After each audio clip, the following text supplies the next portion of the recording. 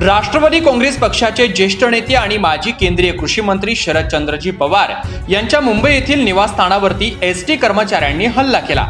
यावेळी चप्पल, बूट आणि दगडफेक देखील करण्यात आली। या हल्ल्याचा राज्यभरातून निषेध व्यक्त केला जात आहे। जुन्नर तालुक्यामध्ये देखील तहसील कार्यालयाच्या आवारात जुन्नरचे आमदार अतुल बेनके, बाजार समितीचे सभापती संजय काळे, जिल्हा परिषदेचे सदस्य पांडुरंग पवार, जिल्हा परिषद सदस्य देवराम लांडे, जुन्नर शहर राष्ट्रवादी काँग्रेस अध्यक्ष धनराज उर्फ पापा शेटखोत, राष्ट्रवादी युवकचे अध्यक्ष सूरज वाजगे, पिंपरी चिंचवड आणि भोसरी राष्ट्रवादी काँग्रेस पक्ष निरीक्षक उज्ज्वला शेवाळे, जिल्हा दूध उत्पादक संघाचे संचालक भाऊसाहेब देवाडे, जुन्नर नगर परिषदेच्या राष्ट्रवादीच्या सर्व नगरसेविका, पंचायत समितीचे माजी सभापती बाजीराव शेठ ढोले, बाळासाहेब सदाकाळ आदी पदाधिकारी व कार्यकर्ते मोठ्या संख्येने उपस्थित होते। यावेळी आमदार अतुल बेनके यांनी हल्लेखोर आणि हल्ल्याच्या मागील सूत्रधारावरती कडक कारवाई करण्याची मागणी केली। आमचे निवासी संपादक पवन गाडेकर यांनी या बातमीचा घेतलेला आढावा पाहूया।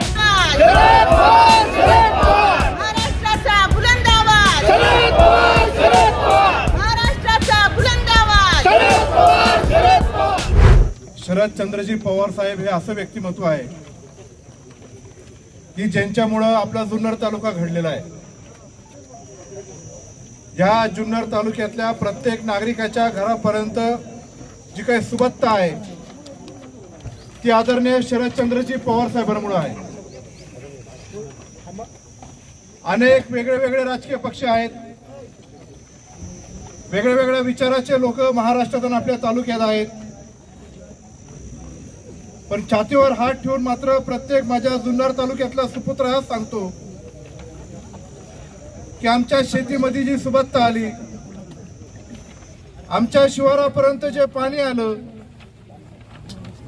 आमच्या शेतकऱ्यांच्या कल्याणासाठी ज्यांनी आपलं आयुष्य घालवलं ते आदरणीय शरदचंद्रजी पवार साहेब आहेत। हे वेगळे पक्ष म्हणजे वेगळ्या विचाराचे लोक आहेत।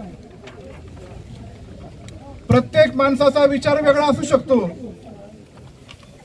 पण जो चांगला काम करतो त्याचं नाव चांगल्या पद्धतीने वरती नेण्याचं काम या जुन्नर तालुक्यातल्या माझ्या प्रत्येक व्यक्तीने केलेलं आहे।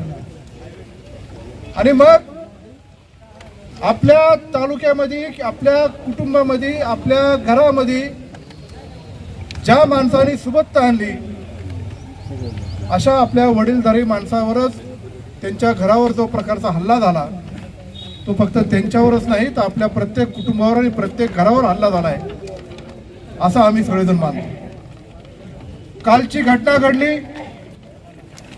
त्यानंतर फक्त राष्ट्रवादी काँग्रेस पक्षच पेटून उठला नाही। मी जेवढ्या इतर पक्षाच्या नेत्यांबरोबर संपर्क साधला, त्यांच्यावर जेव्हा बोललो तेव्हा त्यांनी अशी भावना व्यक्त केली की असं व्हायला नाही पाहिजे आणि वैयक्तिक पातळीवर जर कोणाच्या घरावर असं होत असेल तर सर्वांनी एकवटून त्याचा निषेधच व्यक्त केला गेला पाहिजे। जुन्नर तालुक्याची आपली परंपरा आहे, संस्कृती आहे। राजकारणाच्या वेळेस राजकारण करून एकमेकाच्या विरुद्ध त्याच्या पॉलिसीवर टीका करत असेल, पण घरावर मात्र कोणाच्या जर येत असेल तर ते घर सांभाळण्याचं काम पण सर्वांनी एकत्रितपणे आजपर्यंत केलेलं आहे। याच्या अनेक उदाहरणं सांगता येईल, मी काही जाहीर ते सांगणार नाही, पण जे काय पवार साहेबांच्यावर घडलेलं आहे ही अत्यंत नीच प्रवृत्ती आहे। हे जे पवार साहेबांच्या घरावर जे घडलेलं आहे हे फक्त तेव्हाचीच घटना नाहीये, ही महाराष्ट्रातल्या राजकारणामध्ये अपप्रवृत्ती लोक आता वेगळ्या दिशेने सगळ्या गोष्टी पुढे कशा पद्धतीने नेतात याच्यावर बारीक लक्ष ठेवण्याची गरज आहे। जेव्हा महाविकास आघाडी सरकार स्थापन झालं, हे सरकार स्थापन झाल्यानंतर काही लोकांचा जसा तडफडाट झाला,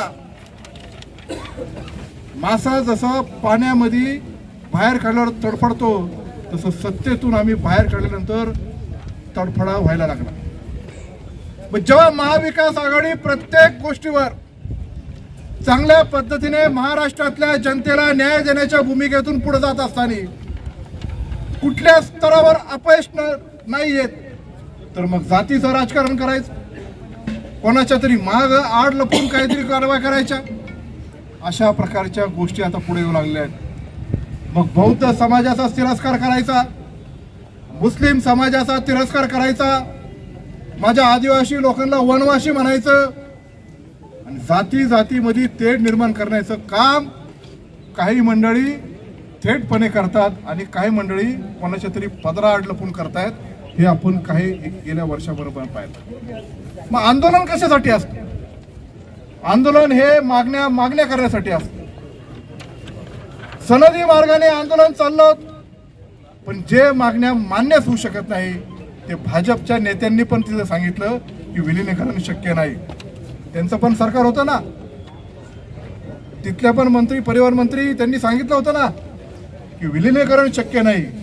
त्यांच्या व्यथा आहेत आम्हाला मान्य आहेत, पण त्यांना मदतीची भावना आमची आहे, ती कशी करायची बघतो. केली का मदत? नाही केली.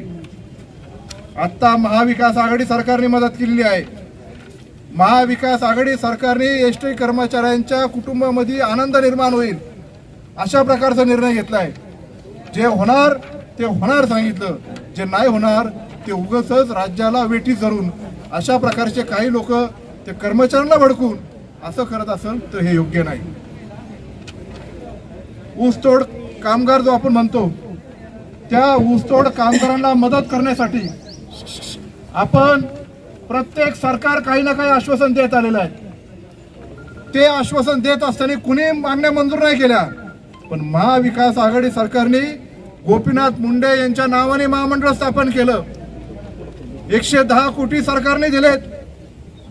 प्रत्येक कारखान्याला टनाच्या मागे 10 रुपये कपात करून त्या ऊसतोड कामगारांच्या कल्याणासाठी त्यांनी पैसे काढले. हे कुणी केलं तर उद्धव ठाकरे साहेबांनी केलं, अजितदादा पवारांनी केलं, धनंजय मुंडेंनी केलं. पण केलं ना, बोलवलं नाही. जे होणार ते करून दाखवलेलं आहे. म्हणून एसटी कर्मचाऱ्यांच्या बिचारांचा काही दोष आहे असं मी म्हणणार नाही. त्यांना चांगली दिशा काही लोक देत नव्हती. काही ठराविक पक्षाच्या लोकांनी त्याच्यामध्ये सहभाग घेतला. 8-10 दिवसामध्ये त्यांना जेव्हा कळालं, त्यांच्यावर चर्चा केली, बैठक घेतली, त्यांनाही समजलं असं होऊ शकत नाही. त्यांनी काढता पाय घेतला. नंतर एक वकील कोण येतो, गुणरत्न सदावर्ते नावाचा. त्याचा जर इतिहास पाहिला तर त्याने आजपर्यंत काय काय कारवाई केल्या हे आपल्या सगळ्यांना माहित आहे. मराठा समाजाचं आरक्षण जे सरकारने देऊ केलं होतं त्या आरक्षणाच्या विरोधात कोर्टात कोण गेला होता तर हाच गुणरत्न सदावर्ते गेला होता. मराठा स्ट्रॉंगमॅन म्हणून शरद पवार साहेबांच्या नावाने कायम एकेरी उल्लेख करून शिवाय द्यायच्या. उद्धव ठाकरे साहेबांच्या नावाने एकेरी उल्लेख काहीतरी करून बडबडायचं. आणि हाच गुणरत्न सदावर्ते आता आंदोलनामध्ये काय घोषणा देतोय, 1 मराठा लाख मराठा. लोक काय येडी आहेत काय, समजत नाही. या गुणरत्न सदावर्तेनेच कायम राष्ट्रवादी काँग्रेस आताच्या महाविकास आघाडी सरकारच्या विरुद्ध कारवाई चालू केल्या. हे कोणाच्या सांगण्यावरून चालू केल्या याचा शोध आणि तपास लागला पाहिजे. आणि याचा अंदाज महाराष्ट्रातल्या प्रत्येक माणसाला तो माहीत आहे. या गुणरत्न सदावर्तेची जी मिसेस आहेत, ॲडव्होकेट रुपाली पाटील, जयश्री पाटील, तिनेच अनिल देशमुखांची केस सीबीआयकडे द्यावी म्हणून या कोर्टात याचिका दाखल केली. नाही तर कोर्टने आधी मान्य केलं नव्हतं. त्यांनी PIL दाखल करून ही केस देण्यासाठी केला आणि मग कोर्टने निर्णय घेतलाय. म्हणजे कोणाच्या सांगण्यावरून हे दोघं जोडी चालतीये हे लोकांच्या लक्षात निश्चित प्रकारे आलेलं आहे. आणि म्हणून जो हल्ला झाला, जे माझे गरीब एसटी कर्मचारी आहेत, कामगार आहेत, त्यांना भडकवलेला आहे. त्या गरीब लोकांची तशी काही चूक आहे असं मी म्हणणार नाही, पण जो मेन सूत्रधार आहे, ज्याला काल पोलिसांनी अटक केलेली आहे, त्याला कडक शिक्षा व्हायला पाहिजे. आमच्या घरावर हल्ला झालाय, आम्हाला काय राग येत नाही का? आला तर 2 कानाखाली टेकावे असे वाटतील, जिवंत सोडणार नाही अशी आमची भावना आहे.